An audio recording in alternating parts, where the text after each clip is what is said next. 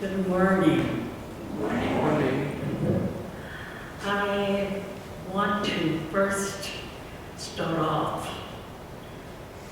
thinking about what I witnessed this morning. I witnessed several people come up and put a stone into the water. And what I witnessed and what I heard was a community that found a way to really get to know each other. See, I learned about the incoming lives. I've also learned about the outgoing lives. I learned as you shared your illnesses and what you will be doing in the next few weeks or months. And the reason that really touched me, because all too often we talk about our faith community. And we have a lot of people filling up pews that don't even know each other. We come in and we sing and we pray and then we go home. We walked in as strangers. We walked out the same way. And I want to just let you know that was a very beautiful way to start off the morning, getting to know you. In my faith tradition, there is a saying that when people die, the people left on earth should do good deeds in the name of the departed. So today I would like very much to dedicate this particular talk to Bonnie Hayes. Bonnie and her husband, white couple, adopted an African-American child. Bonnie was really committed to that child knowing about who he is. And all too often, many of us feel that love is enough in that situation. In adopting children that do not look like you and your family, love isn't enough. Bonnie found every Kwanzaa celebrations, every December, where she could expose Charlie to part of his culture.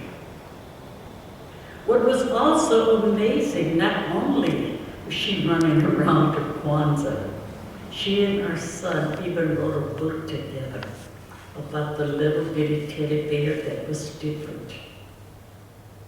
And so, Bonnie died of brain cancer, leaving Charlie behind. And I hope that foundation that she gave Charlie in his formative years growing up sustained him in this world that is still torn. Kwanzaa, where we are preparing to celebrate, to continue where Bonnie left off when she departed this world. But let me say, before I get into Kwanzaa and all of the principles of Kwanzaa, let me first and foremost say to you that I'm limping this morning, and I had a talk with two of the congregants, and they said sometimes when you really think a lot, your muscles can only tighten. Well, I was thinking so much about this talk last night until I woke up this morning. I'm limping. I have an H bandage on my heel because I guess I need to stop thinking. And so I say to you, happy Kwanzaa. I say to you, as several presidents have done in the past, that started off on December the 26th, wishing this country happy Kwanzaa.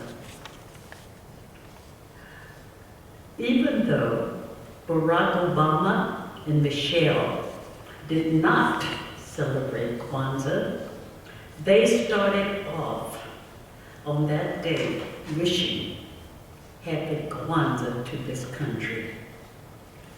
And so, one of the statements that Michelle and Obama wrote, we know that there are still too many Americans going through enormous challenges and trying to make ends meet.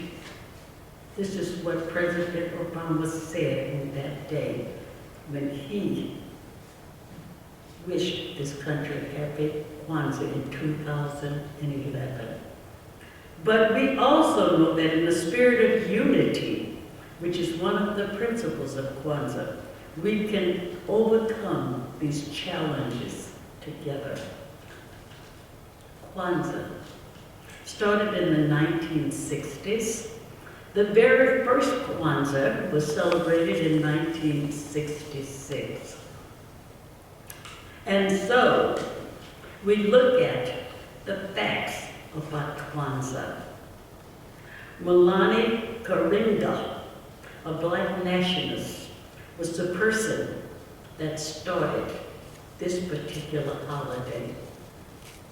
This holiday was started out of the ashes of the fire that burned in Watts. So I said this celebration rose out of the ashes. This is not a religious holiday.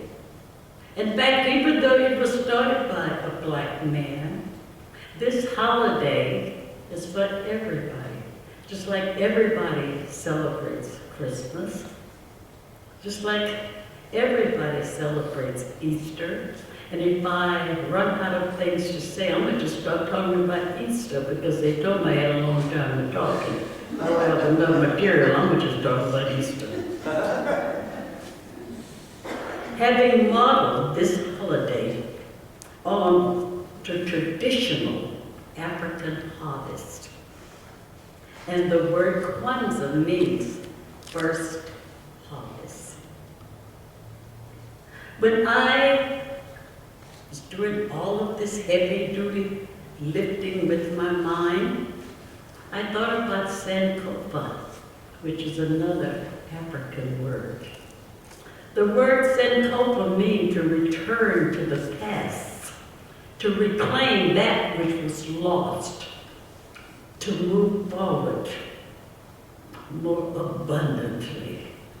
And so, in looking at the first harvest, a Swahili word, Kwanzaa, we have to also think about returning to the past to reclaim that which was lost. And in doing so, I feel it is also very important on this day to return to the past and look at some of the things that was lost. In 2000, in the year 2000, the late historian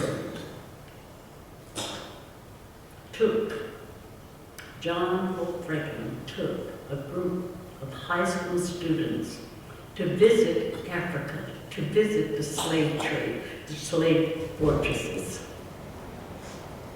These students, they were indigenous to this country, they were Latin, they were Asian, they were white, they were black, but all of these students went to Africa. What I remember more than anything else about this trip, they were met by the late Bishop Tutu. And these two men, one that lived his entire life just about under the apartheid system, and the other one Just about all of his life was lived under deep Jim Crow segregation. And these two men, away from the light of the media and all of these cameras, they wanted to sit down and talk about their life experiences under these two horrific systems. And so Bishop Tutu said to John Hook Franklin, do y'all talk about the slave trade in the United States? Do y'all talk about slavery? Do you talk about people that's been enslaved in this country? And John Hook Franklin surprisingly said, I am very sorry to say that we have complicated our situation almost to the point of hopelessness by our refusal to talk about it. And then, surprisingly, Bishop Tutu said, we here in Africa have made peace with our past because every child, starting at the age as young as 3 years old, know what happened. They know about all of those that was taken out of Africa. So in a lot of ways, everything we do almost tells that story in all of its art forms, in plays, in song, in all types of reenactments, in paintings, and because they made peace with their past. But yet here, we are still grappling with a history that we refuse to remember and refuse to talk about. I get it. I know it's difficult, but I know that the importance of us remembering, let's make peace with our past. And so as I looked at Kwanzaa, and I looked at the 7 principles, and during this looking at it, Kwanzaa, there is a table set out, and I love the Kente cloth. And on that table is 7 candles representing the 7 days and 7 principles of Kwanzaa. I love it. Many people have been able to celebrate Kwanzaa, adding their own twists and their own style and everything else to it, in order to be able to understand these principles. First of all, the first principle is unity. And in looking at unity, to strive to maintain unity in the family, in the community, in the nation, as well as in the race. It didn't say black unity. It said unity within this nation. The second is self-determination. To define ourselves, to name ourselves, to create for ourselves, and to speak for ourselves. The third, collective work and responsibility. To build and maintain our community together and make our brothers and sisters' problems our problems, and to solve them together. The next one, cooperative economics. To build and maintain our own stores, shops, and other businesses, and to profit from them together. The next one is purpose. To make our collective vocation the building and development of our community in order to restore our people to their traditional greatness. creativity, to always, as much as we can, in the way we can, in order to leave our community more beautiful and beneficial than we inherited. And the last one is faith. Faith to believe with all of our hearts in people, our parents, our teachers, our leaders, and the righteousness and victories of our struggle. I have been in this place before. I've been on this stand before. And one of the things that I'm always good at, even though this is not the only Unitarian fellowship or Unitarian church I've been to. In fact, next month I'm going to the one in Richmond. I've been to the one in Boston as well, in several places in Florida, and if I stop and think, it'll take too much time.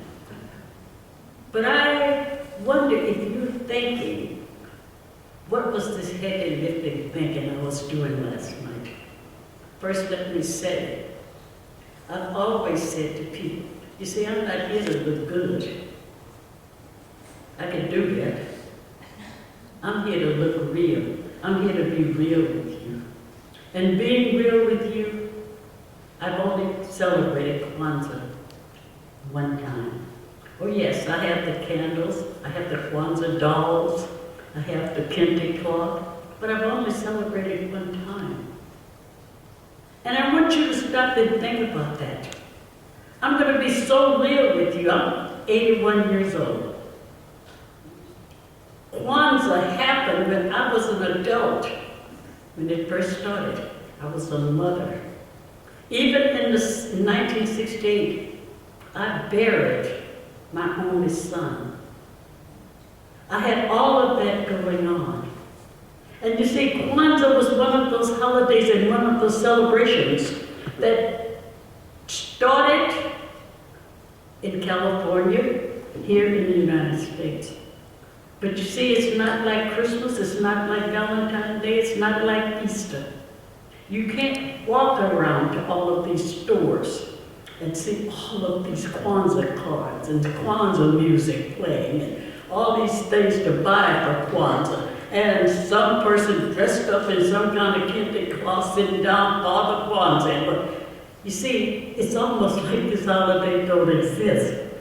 But at the same time, according to the data, it is one of the most celebrated holidays there is.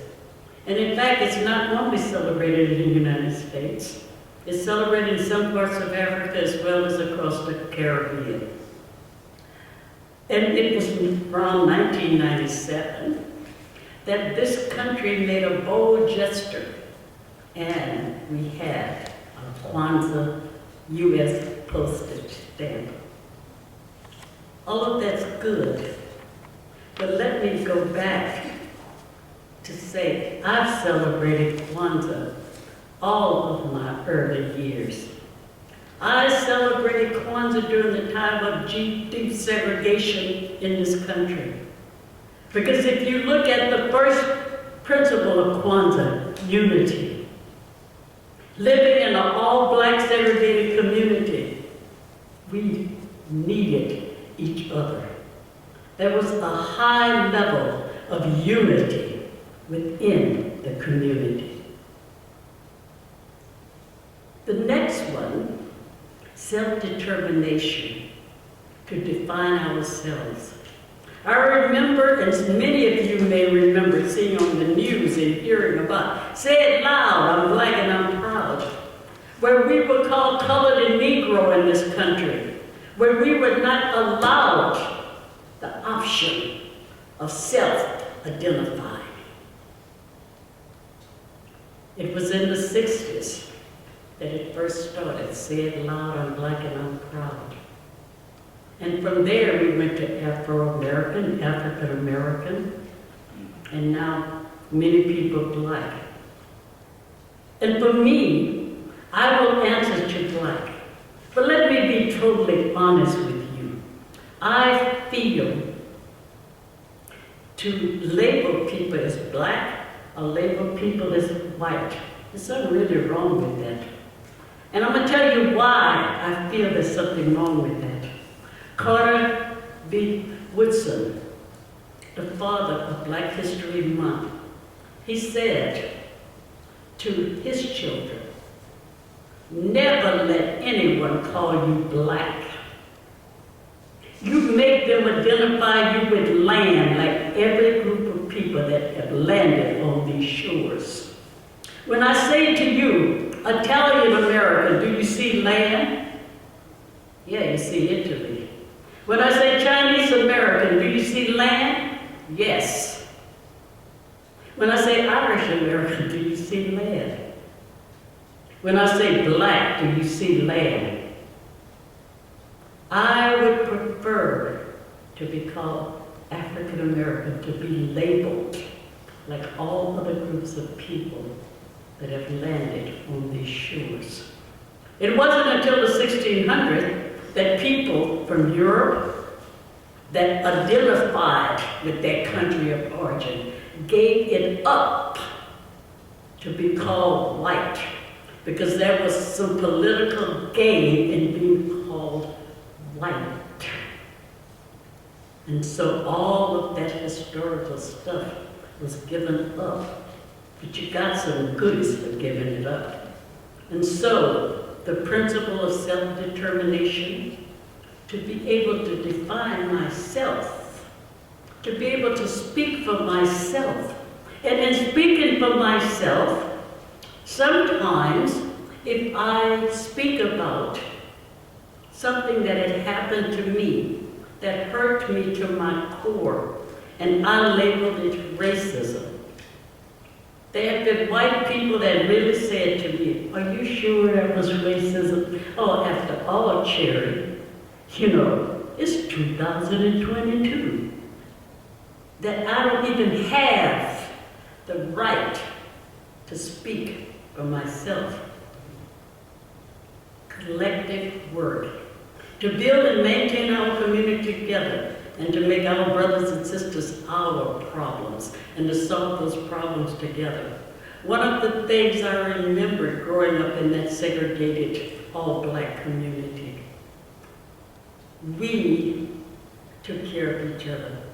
Our very survival depended on us taking care of each other. I remember many times my mother sending me next door, the house across the courtyard. Could you ask Miss Mildred if she would, you know, loan me a cup of sugar?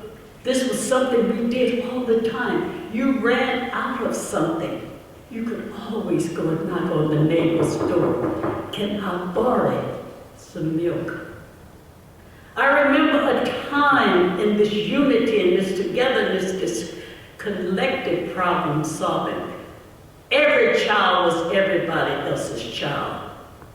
If I did something wrong and I passed by Miss Kim's house and Miss Kim knew about it, she can also handle that problem. Where this African proverb that we repeat over and over again, it takes a whole village to raise a child.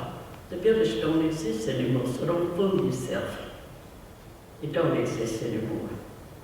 I'm talking about a village where everybody's problem was everybody else's problem.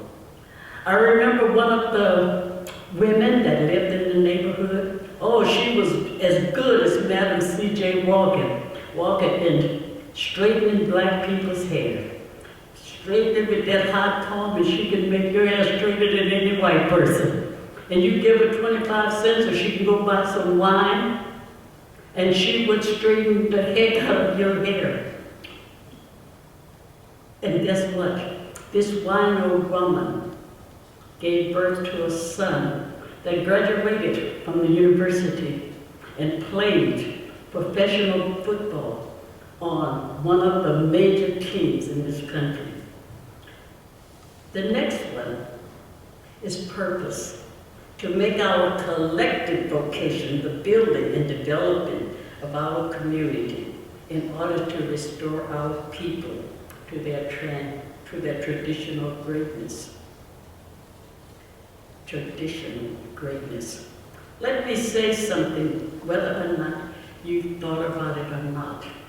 But whenever you want to spend your money, regardless if it's on food, on an automobile, a house, you want the very best for your money. You're not going to go into a shop and pay for the worst. You want the very best. When it said, restore us to our traditional greatness. When the Europeans from 70-some countries of Europe went to Africa, the slave fortress all along the west coast of Africa, 70-some slave fortress from every country in Europe. And guess what? They didn't want no one to horn in on their space, so they had cannons. And those cannons was facing the Atlantic Ocean. So if somebody from Europe or another country tried to steal their merchandise, they'd blow them out the water. But let me go back to spending your money. When the Europeans went to Africa, regardless if it was trade, and a lot of it was, alcohol and handkerchiefs traded for people in Africa. They took the very best that Africa had to offer. They didn't take the weak, the infirm. They took people that would be good workers. And so when you go through this thing of feeling a person's arms and limbs and opening their mouth to look at their teeth like you're buying a horse, you want the best for your buck. And that's what they did. So we are the ancestors of the best that Africa had to offer. Creativity. To always, as much as we can, in the way we can, in order to leave our community more beautiful. Creativity. Because we had very little money. The work that we did in this country has still yet to be paid. In order to make my hair curly, like it is now, you just take some brown paper bag, tear it in strips, roll it up, and you roll your hair with paper. Whenever, because we could not try on those clothes or those shoes in the shop, laundry bags that you get from the cleaners used to be brown paper bag. My mother had to trace my foot, the silhouette of my foot and of my body, and cut it out, take it to the store. Because we couldn't try those clothes on, and you couldn't bring them back if you bought them. Creativity. Creativity in the foods that we ate. And in fact, my grandmother had fig trees, and you take the figs, you mash them up, put sugar in it, and you spread it on bread, make a sandwich. And later, as a teenager, I started using fancy words. Instead of saying a bread and fig sandwich, I would say fig to bread. You know, make it sound kind of fancy. Creativity. Creativity in just about everything that we did. So, as I said before, I lived Kwanzaa.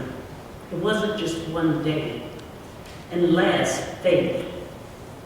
To believe with all our heart in people and parents and teachers and leaders and the righteousness and the victory of struggle. Faith. All we really had was faith. We prayed all the time. We marched. We demonstrated in this country for our rights. Prayed. Our feet were singing and praying as we marched. We prayed, how long, Lord, how long? How long do we have to wear this yoke of slavery? How long? We prayed, go down Moses, way down to Egypt land. Tell old Pharaoh to let my people go. We prayed and we prayed we prayed. And so, the 7 principles of Kwanzaa, the black candle represent the blackness of its people. The green candle represents the green of the earth. And the red candle, I missed that one. But let me say to you, the 7 candles are red, representing the struggle. And maybe that red candle is the blood that was sacrificed. Not only here, but coming here. In 1619, the first slave ship landed. It started out with 360 black bodies. By the time it landed in Virginia, only 20 was alive. So maybe the redness of the blood. So I say to you again, if we could have and remember Kwanzaa 365 days and not just that 1 week, because all of those principles, unity, the work that I do with the Center for Healing Racism from the very beginning was to create, to bring people together so that we can be unified. This is what I long for. This is what I hope for. And maybe one day, all of those principles of Kwanzaa will be a total reality. Thank you so much. It's been a joy returning to you.